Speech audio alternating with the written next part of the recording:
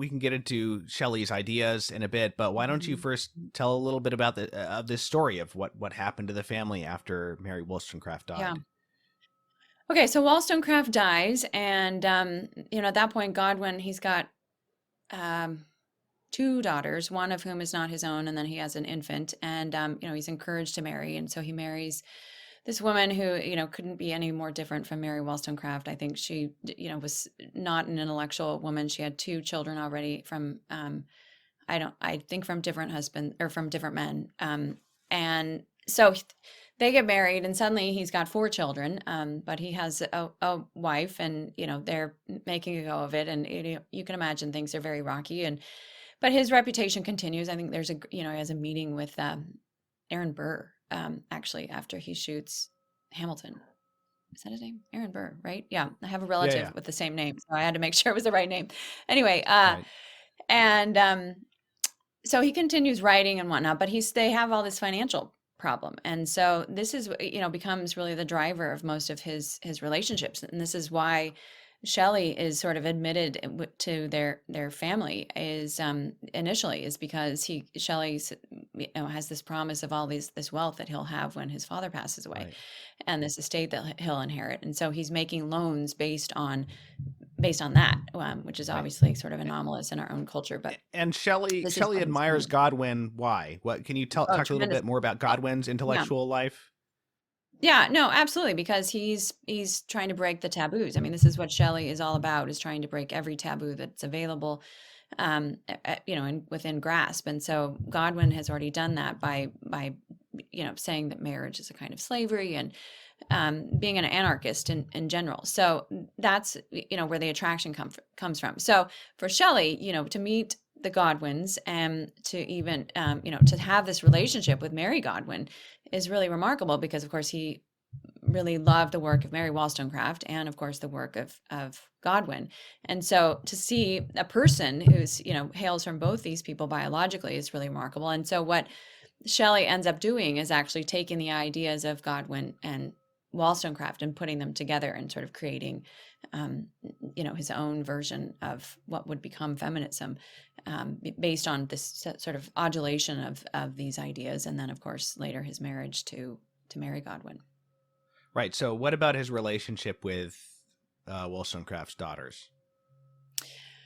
Yeah, so I think Fanny, who's the first one, I think she had a very troubled life and sort of felt like she was this sort of left out person, as you can imagine. Both of her parents are dead, and her father's not really her father, and I think there's all kinds of drama there, and she ends up committing suicide. People say because Shelley seduced her, and she was so shamed by it that she commit Hmm. suicide. And so yeah, there's that element, and then I think there was certainly a closer relationship with Mary Godwin, but then when Shelley comes into the picture, he actually convinces Mary Godwin and her stepsister Claire, um, and I don't think anyway, convinces the two of them to run away with him. They go to France. I mean, it's this kind of nightmare scenario. It sounded all so lovely when he was pitching it to them, and this is while he's still married. I think his wife is pregnant with their second child. They go off to France on this horrible trip, and finally run out of money and have to come back to England. But at this point, Godwin stops speaking to Mary Godwin. They're not married yet, and Percy Shelley. But he's not above asking for money from them. So there's always this weird tension of, I don't respect what you're doing, even though you're actually living out what I have written about in my work. This rejection of marriage. But I want your money. So I will stay in close enough contact with you to keep asking for money.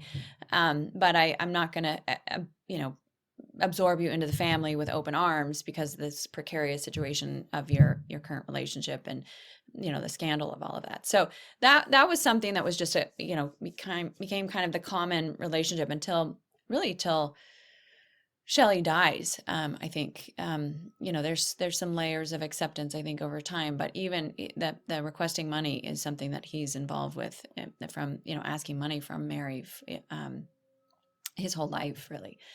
So yeah, there's this very odd dynamic going on between all of their relationships. So Shelley has this menage with multiple Godwin daughters, and Yes. uh, um, and more than one woman who's associated with him ends up committing suicide, right?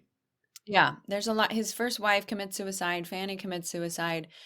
There's dead children everywhere. There's actually one child that was born in Naples that he's actually, I think, called the father of it, but they don't actually know who the mother was. There's just, it's a mess. It's a hot mess. Yeah, And then of course and several of their own children died. some biographers have thought that, you know, these children dying was basically, I mean, these were children who got ill and died, but that there was Mhm. basically some level of neglect probably as well, Yeah. because they were constantly Right. traveling. They were not seeking the best Yeah. conditions for the children, you know, or it was Mhm. just a really Right. chaotic life that they were living. And they couldn't be in England because his reputation was so decimated because he was such a cad. So that was why they Right. were always living abroad. And, he really looked up to Lord Byron. So there was there's some certain elements of trying to be like Lord Byron, or, to Right. continue that relationship with him, which also included moving around and whatnot. So yeah, it was a Right. really chaotic life that they lived. Yeah, and you mentioned one of the other daughters gets involved with Byron because she's Mhm. jealous of her Right. older Right. sister's involvement with Shelley. Right. Yeah, it's crazy stuff, and I'm actually in a poetry discussion group where we're reading those two poets right now, so it's Oh my interesting goodness. to get Wow. this Yeah. perspective. I mean, Byron Yeah. was for people who don't know, Byron was not just a cad and a crazy guy, but I mean, like, basically, I mean, he was, you read on his Wikipedia, you'll read about him, you know, trying to purchase a 12-year-old girl from her parents Mhm. in Greece, and all this really, really Yeah, crazy yeah. stuff, you know, Mhm. that's taboo And even today. right. And I would add too that none of this was filtered through any kind of people that were critics of these people. I all of the resources that I used almost exclusively were either original sources or sources that were sympathetic to this situation. I mean, obviously there were some contemporary authors that I used, but these were not conservative Catholics who were, being critical of the Romantics. These were, New York Times authors who were being critical of it. Right. So I think that's another important thing to recognize, is that this is that kind of unmitigated bad behavior that was on behalf of the Romantics, and people near and far recognize that. Can we see Shelley as kind of like an archetypal, sorry, can we see can we see Shelley as kind of an archetypal can we see Shelley as kind of an archetypal male feminist, in the Mm, sense mhm, of not the kind of male feminist who maybe sort of like is cowed by women, but the kind of male mhm, feminist who liberates women basically in order to exploit them more readily? mhm, mhm.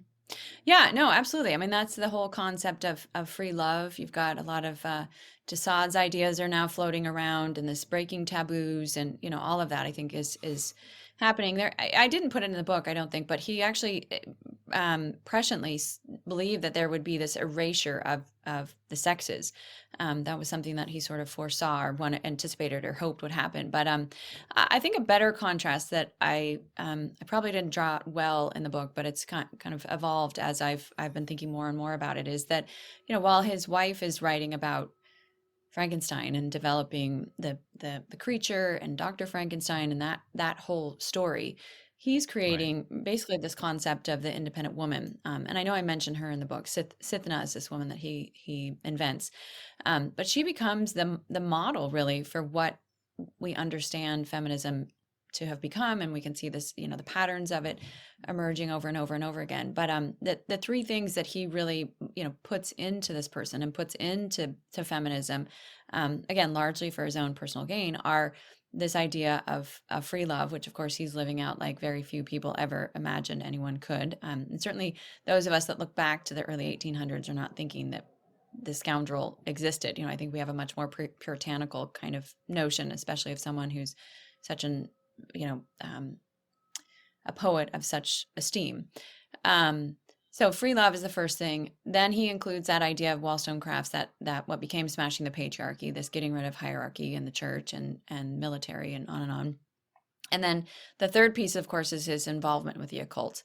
And I didn't go into that as much, partially because I thought the other ideas were important. But I think the occult is something that we just can't skirt around. It was very active and an active part of his life. I mean, he was avowed atheist, but he would do things like spend the night in a coffin so that he could communicate with the devil. And it wasn't something that he shied away from because he was so ambitious to break taboos. And so that was absolutely part of his persona. So you can see all those three things sort of in the embodiment of this woman, Sithna, who would later become this role model. Certainly for Elizabeth Cady Stanton, we can see it there, but there's other women in the interim that, certainly much more minor characters that people wouldn't know of, but that sort of are Right. passing this idea on. Yeah, and again, this is another recurring theme throughout all of the stages of feminism. This Mhm. confluence with the occult. That's something we talked about when we Yeah. talked about your book on the anti-Mary. There's a book, I remember a book you cite in your book, that I Mhm. read an article about a few years ago by, I want to say he's Swedish. I'm not sure if he's Swedish or Mhm. Norwegian or something. Per Faxneld, Swedish. who, Yeah. yeah, and he wrote this book, Satanic Feminism, and he's not a Christian to my knowledge. He's a scholar who, I think, from what I remember checking him out a couple years ago, he's just done a lot of scholarship on the occult Mhm. and Satanism for whatever his reasons are. I don't know, but Mhm. so he's not writing this from a, I don't know if he's writing this from a critical perspective or not because I haven't read his book, but his book It's is not about sort critical. of the, yeah.